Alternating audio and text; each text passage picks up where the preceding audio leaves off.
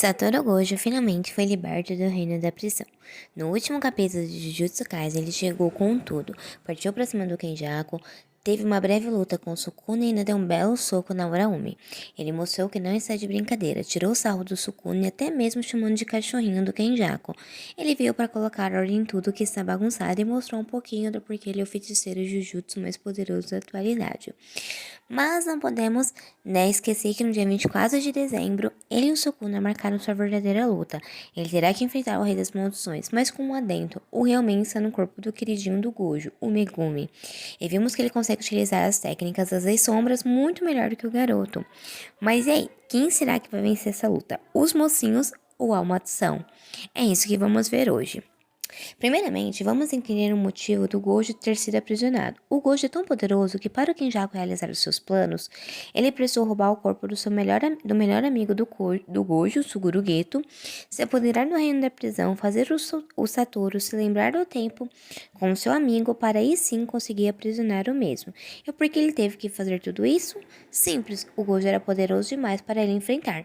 E em contrapartida, nós temos o Ryomen Sukuna, conhecido como o Rei das Maldições, um ser tão poderoso que nem os maiores feiticeiros da Era de Heian, a Era de Ouro da feitiçaria, foi capaz de vencer o mesmo.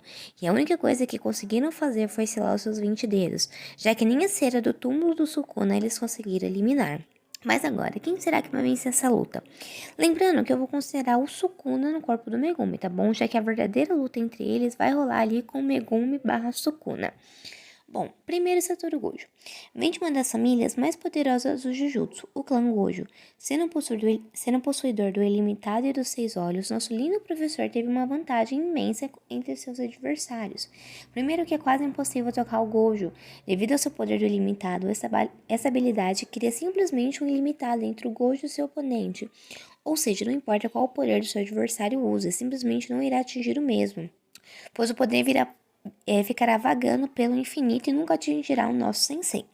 Mas por que eu disse que é quase impossível atingir o Gojo? Simples, exige armas Jujutsu que podem anular essa barreira do Gojo, como a lança invertida ou a corda que o Miguel usa no final do Jujutsu Kaisen Zero. Com esse tipo de arma de anulação, a barreira do Gojo não irá funcionar. Tanto é que o Toji usou a lança invertida para burlar o infinito e quase matou o Gojo. Mas é claro que o nosso gatão não é burro, né? E ele consegue se defender mesmo sem a barreira. Além de limitado, ele possui os 6 olhos, habilidade que permite com que ele veja energia amaldiçoada com detalhes. Para quem não sabe, essa habilidade faz com que o Gojo receba diversas informações no seu cérebro. E ele cobre seus olhos para que essas informações não cheguem em excesso. É uma maneira de amenizar o excesso de informação que o seu cérebro recebe. O Gojo foi até mesmo capaz de sentir a presença do Toji, o pai do Megumi, quando ainda era uma criança. E detalhe, o Toji não possui energia amaldiçoada. Mas mesmo assim ele foi capaz. Isso porque com 6 olhos ele consegue ter uma percepção maior de tudo ao seu redor.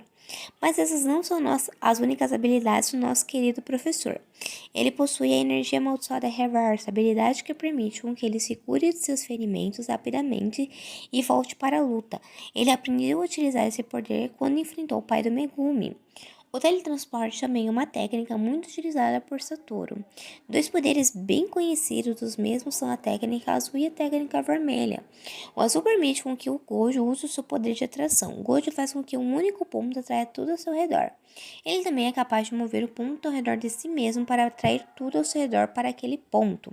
Já o vermelho não é bem o oposto do azul, como muitos acham, mas sim essa técnica permite que o Gojo reverta a energia negativa em uma área e a torne positiva. O fenômeno de atração descrito em azul se transforma em repulsão. E com essa técnica, forma uma tremenda força que empurra tudo para longe. O Gojo pode concentrar essa técnica em uma só pessoa ou em uma área inteira. E essa técnica, gente, ela é 2 vezes mais forte que a técnica azul. Uma técnica pouco conhecida até mesmo entre o pessoal do clã Gojo é a técnica roxa. Técnica essa que une o azul e o vermelho, fazendo uma esfera que destrói tudo que vê pela frente, literalmente obliterando tudo. Um ponto ruim dessa técnica é que ela, ela é bem lenta. E por último, e não menos importante, não podemos deixar de fora a expansão de domínio, conhecida como vazio ilimitado. Como sabemos, a expansão de domínio é um espaço dentro da mente do usuário. E o processo de impor esse ambiente à realidade se chama expansão de domínio. Quando o espaço é manifestado por três técnicas amaldiçoadas são amplificadas no caso do domínio do Gojo. Ele pode sobrecarregar um alvo com informações infinitas, forçar conhecimento infinito em alguém em Jujutsu, torna alvo imóvel até sua morte. Ou seja, sempre quando ele utiliza essa técnica, a pessoa ela acaba recebendo tanta informação que ela não consegue processar e ela fica até paralisada. Essa expansão é tão forte e refinada que foi capaz de transpor a expansão do jogo, quando ele estava ali lutando, bem no início de Jujutsu Kaisen, além de o deixar paralisado e quase foi morto por isso se a Hanami não tivesse o salvado.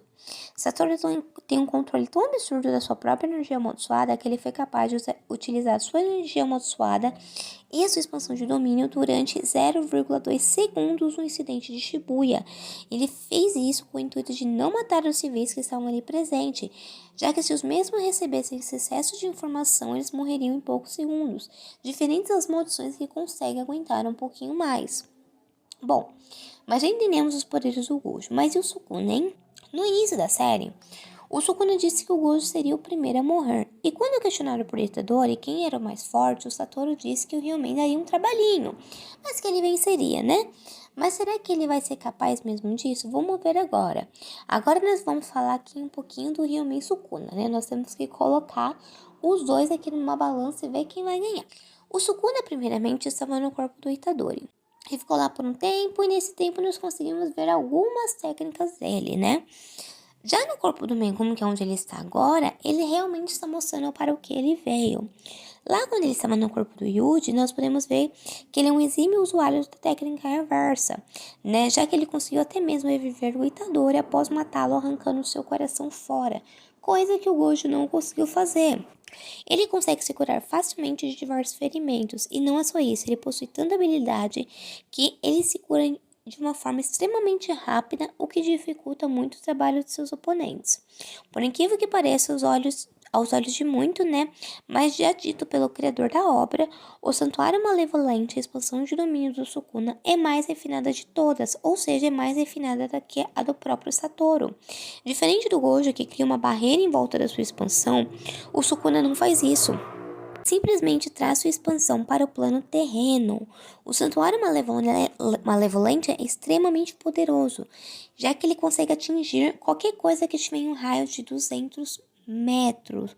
Dentro do Santuário Malévolo, o Sukuna é capaz de utilizar o Clivar e o Desmantelar para atacar implacavelmente qualquer coisa em seu raio, né? O Sukuna pode configurá-lo para atingir automaticamente qualquer objeto inanimado com Desmantelar e qualquer coisa com energia amaldiçoada com Clivar. Além disso, a expansão do Realmente é considerada divina, pois a capacidade de realizar o domínio inato de alguém sem usar uma barreira é semelhante a um artista desenhando uma obra de arte no ar, né? Em vez de estar ali utilizando a tela. Então, assim, gente, já deu para perceber que a expansão do Sukuna é bem diferente, que nem mesmo o Satoru Gojo consegue realizar uma expansão de domínio sem barreira, porque isso é muito, muito, muito difícil, né? Além disso, por não ter barreira sua expansão de domínio, né, o Sukuna consegue ter a maior expansão de domínio de todas. Para quem não sabe, dentro do mundo de Jujutsu, existem os contratos, né? Então, assim, a pessoa, por exemplo, vou pegar o caso do Nanami, ele fez um contrato onde durante o período de trabalho dele, ele não poderia utilizar toda a sua energia amaldiçoada, mas depois das 6, ele conseguiria utilizar com muito mais intensidade. Então, existem esses contratos dentro de Jujutsu Kaisen. E foi isso que o Sukuna fez. Ele criou uma expansão de domínio onde não tinha barreira e que dá a oportunidade do seu adversário fugir, por exemplo, no caso do Gojo, utilizando o teletransporte, mas em compensação ele tem a maior expansão de domínio de todas, atingindo um raio de 200 metros, o que se torna quase impossível você fugir, a menos que você tenha um teletransporte. Voltando, né? Então, só por isso nós aqui conseguimos perceber o quão poderoso é o Sukuna, né? Mas no arco atual e após estar no corpo do Megumi, podemos ver a genialidade do Rei das Maldições.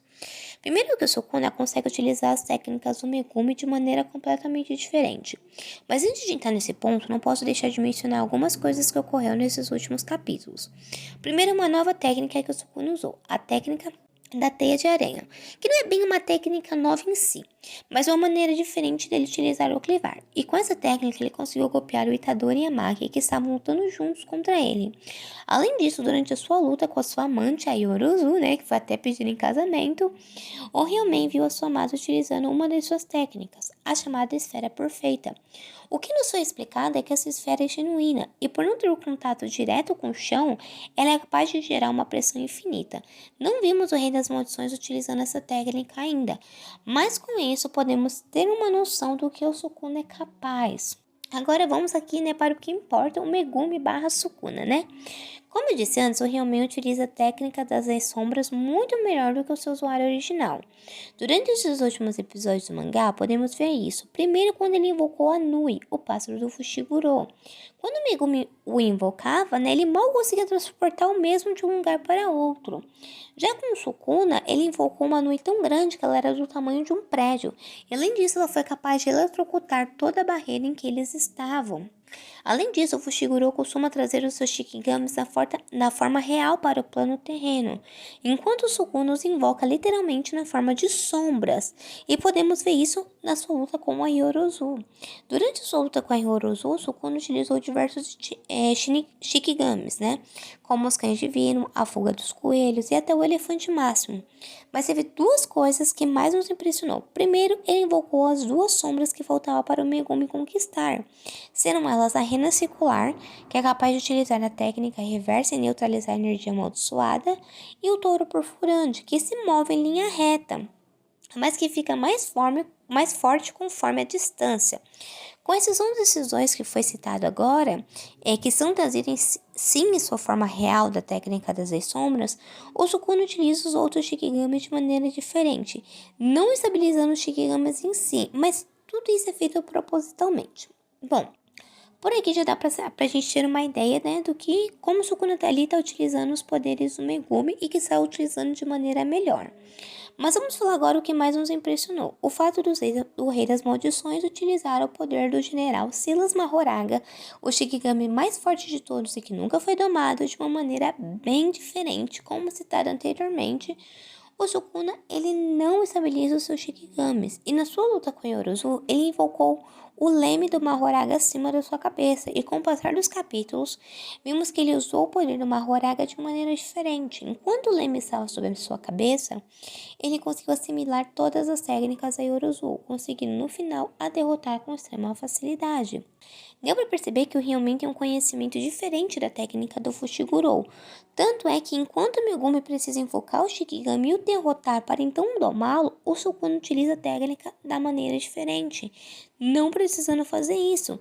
Tanto é que ele não precisou derrotar o Mahoraga para utilizar o poder do mesmo. Eu sei que agora muitos de vocês irão citar o fato de ele ter derrotado o general lá em Shibuya, mas isso foi diferente. Naquele momento, o Rei das Maldições era um intruso no ritual, ou seja, ele não tinha sido chamado para participar. Por isso que naquele momento, é como se o Sukuna nunca tivesse lutado com o Mahoraga, entendeu? Porque assim, ele está utilizando o poder do Mahoraga agora, sim, mas é como se ele nunca tivesse precisado lutar contra ele e o derrotar, entendeu? Naquele momento em Shibuya, ele foi um completo intruso, e agora não. Ele utiliza desse poder de todos os outros sem precisar derrotá-los. Ele não precisou derrotar a Rena e também não precisou derrotar o touro, entendeu? Mas agora vamos aqui para as conclusões finais. Na minha humilde opinião, neste momento, é muito difícil para o Gojo vencer o Sukuna. Primeiro que o Rei das Maldições tem um conhecimento muito grande sobre as suas próprias técnicas e as do Megumi, as utilizando muitas vezes de maneira surpreendente. Mas é claro que o Geki Akutami, o criador da obra, não é besta e ele provavelmente escondeu algum poder ali do Satoru para o momento em que ele fosse enfrentar sim o Sukuna. Agora, neste momento, para mim, é quase impossível o Gojo derrotar o Sukuna, até porque o Sukuna tem todas as técnicas dele, o desmantelar, o clivar, técnicas de flow, a esfera, entre outras, Mas também a gente tem um ponto importante. O Gojo, ele criou o Megumi. Então, com toda certeza, deve ter algo que ele saiba que eu possa ajudar a vencer o Sukuna, gente? Porque assim, o Gojo ele vai ter que pensar em alguma estratégia. Diante dos poderes que até o momento nos foi apresentado do Gojo, eu acho muito difícil ele vencer o Sukuna. Mas me digam aí o que vocês acham. Vocês acham que o Gojo vai conseguir vencer o Sukuna sem mostrar nenhuma técnica nova? Que o Geiki Akutami escondeu técnicas do Satoru pra mostrar agora? O que vocês acham? Me contem aqui nos comentários.